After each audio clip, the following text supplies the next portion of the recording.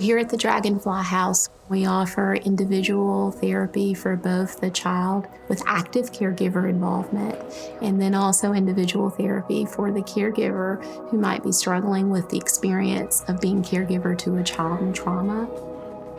Abuse often changes the way that kids look at themselves.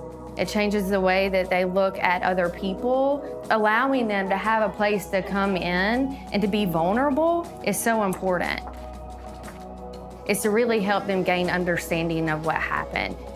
When children have been abused, they often feel like they did something wrong, like it's their fault. And so we want to adjust that narrative to help them to understand that it wasn't their fault. It's never the child's fault. When we first get the family and the child, we want to get an accurate picture of what's occurred and what are the things that are the most bothersome for the child and the family. Trauma-focused cognitive behavioral therapy addresses the trauma and uses gradual exposure. We are confronting and addressing the trauma in very direct ways.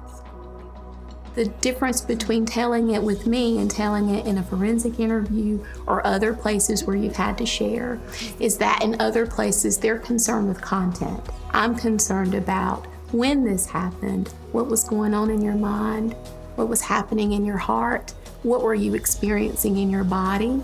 All those coping tools we learned along the way helps the child answer those questions. So when they're sharing their story, we're getting the full picture.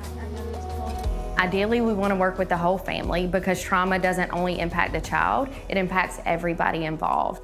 Guilt is one of the biggest concerns. I should have known. Why wasn't I there? We've got to address that. And so here at Dragonfly House, we offer the support group. I would think that the biggest piece that a non-offending caregiver would get by participating in the support group is that I'm not alone. And the feelings and the thoughts and the experiences I've had are not just mine, but are shared by multiple people. Once they're able to share their story from a place of strength and share it with the caregiver, then at the end of our journey, then we're packing the bag for future development. What are things that we need to know as we continue this walk that might prevent something like this from occurring again?